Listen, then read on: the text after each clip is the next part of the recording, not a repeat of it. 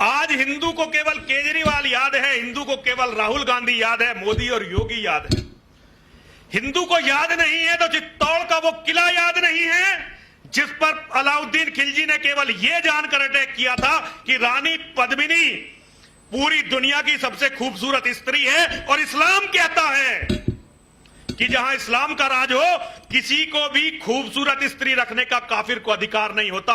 यह इस्लाम कहता है, उनकी हदीसें कहती हैं। मैं चुनौती दे सकता हूं, जो कहता हो नहीं कहती, आओ किताब लेकर बैठते हैं और इस पर बहस करते हैं। अलाउद्दीन खिलजी अटैक करता है 5 लाख लोगों को लेकर, जिनमें केवल 20,000 मुसलमान थे। 4,80,000 ऐसे हिंदू थे जिन्हें अपने धर्म का ज्ञान ही नहीं था, जिन्हें यह पता नहीं था कि इस्लाम क्या है और हमारा धर्म क्या है, सनातन धर्म क्या है। ऐसे कीड़े आज भी इस धरती पर बहुत सारे रेंग रहे हैं। मैं केवल अंतिम दिन की कहानी आपको सुनाना चाहता हूं। जब चित्तौड़ के राजपूतों को यह लग गया कि अब हम रानी की रक्षा नहीं कर सकते, तो उन्होंने रानी पद्मिनी को अपनी सभा में बुलाया। उन्होंने महारानी से कहा, महारानी मां, हम अब आपकी रक्षा करने में सक्षम नहीं हैं, हम लोग कल जाएंगे और सारे लड़कर मर जाएंगे, आप अपना निर्णय बताइए कि आप क्या करने वाली हैं। रानी पद्मिनी ने कहा, सबसे पहले तो वो कौम फूंकने लायक है जो अपनी बहन बेटियों के स्वाभिमान की रक्षा नहीं कर सकती, उनकी आन नहीं बचा सकती। उसके बाद उन्होंने आदेश दिया कि मेरे लिए तो एक काम करा जाए, एक बड़ा हवन कुंड बनाया जाए। यदि आज तुम में इतनी हिम्मत नहीं है कि तुम मेरी आबरू बचा सको, मेरी आबरू की रक्षा कर सको, तो मैं अपने आप को अग्निदेव को समर्पित कर दूंगी और वो मेरी आबरू की रक्षा करेंगे, वो मेरे स्वाभिमान की रक्षा करेंगे। कुंड था बहुत बड़ा, 40 फुट गहरा और बहुत बड़े क्षेत्र में फैला हुआ कुंड था। उस कुंड में एक बहुत बड़ा हवन कुंड, जिसे आप लोग चिता भी कहते हैं, अज्ञानी चिता कहते हैं, मैं उसे हवन कुंड कहता हूं, वो तैयार की गई।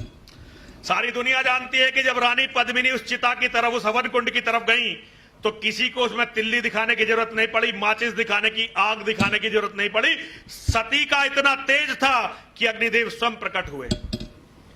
रानी पद्मिनी उस चिता में चली गई। उनके जाने के बाद नंबर आया उन औरतों का जो बूढ़ी थी। सारी बूढ़ी औरतें उस चिता में चली गईं। बूढ़ी औरतों के बाद जवान औरतों का नंबर आया, जो विधवा हो चुकी थी, वो उस चिता में चली गईं। विधवाओं के बाद नंबर आया सुहागन औरतों का। सारी सुहागन औरतें उस चिता में चली गईं। उसके बाद नंबर आया कुंवारी लड़कियों का, कोई 13 साल की, कोई 14 साल की, कोई 11 साल की। वो सारी बच्चियां उस चिता में चली गईं।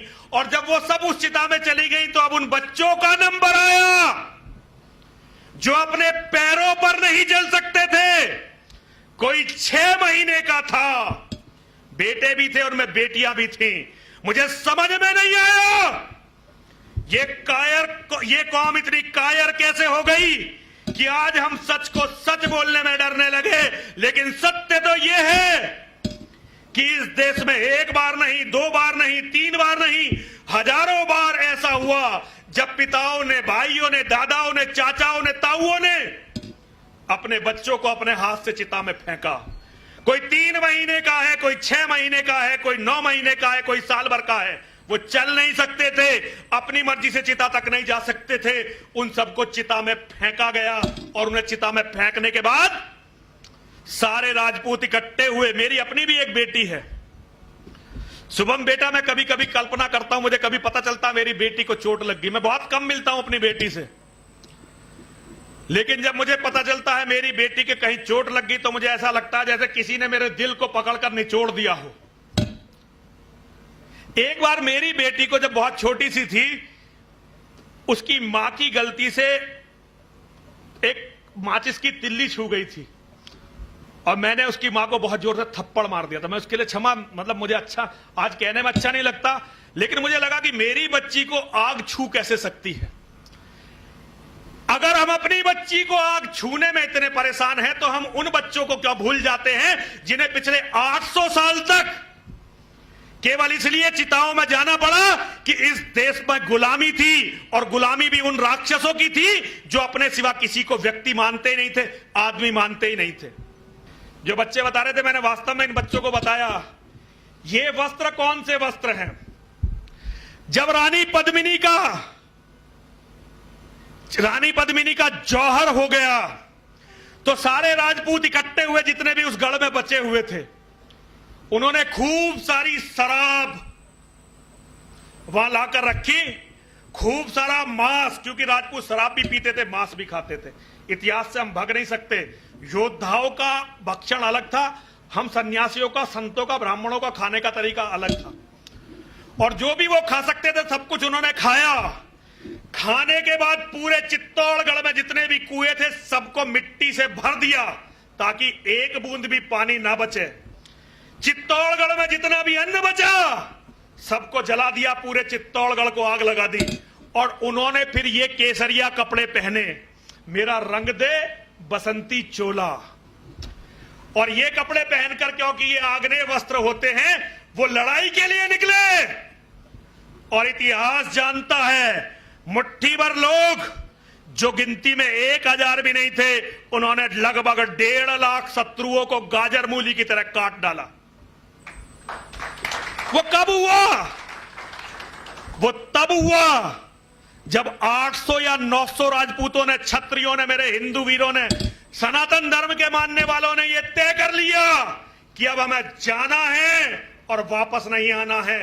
तो अपनों से कम 100 गुना दुश्मनों को मारकर वो लोग स्वर्ग को चले गए। लड़ने वाले हर समाज में बहुत कम होते हैं, लेकिन हिंदू समाज में तो ये मिट गए हैं। हिंदू समाज राजनीति करता है, हिंदू समाज नेताओं की बहुत बहुत जय जयकार करता है, लेकिन हिंदू समाज अपने धर्म को आज देख नहीं रहा है। मेरे बच्चों, दुनिया में कुछ भी तुम्हारे धर्म से बड़ा नहीं हो सकता। जो लोग कहते हैं कि ये चीज धर्म से बड़ी, वो चीज धर्म से बड़ी, वो लोग केवल उन चीजों के दलाल हैं और उनके नाम पर अपना कुछ फायदा ढूंढना चाहते हैं। जिन लोगों ने धर्म को बड़ा माना, उनके आज 56 देश हैं। जिन्होंने अपनी कुरान पर चले तो 56 देश हैं। ईसाइयों ने अपने धर्म को बड़ा माना, आज उनके 70 से ज्यादा देश हैं। और तुम लोगों ने क्या कहा? नहीं जी, राष्ट्र, देश, ये मिट्टी, कंकड़, पत्थर। मिट्टी, कंकड़ और पत्थर से देश नहीं बनता। देश केवल धर्म से बनता है। देश केवल अपने भाईचारे से, अपनी संस्कृति से बनता है। क्योंकि धर्म आत्मा होती है, और जिस मिट्टी में धर्म रहता है उसे उसका शरीर कहते हैं। आत्मा निकल गई तो शरीर केवल गंदगी मात्र है, उसमें कुछ नहीं होता। उसे रखोगे तो उसमें कीड़े पड़ जाएंगे और बीमारियां फैल जाएंगी। मेरे बच्चों, धर्म को बचाओ। और एक अंतिम बात,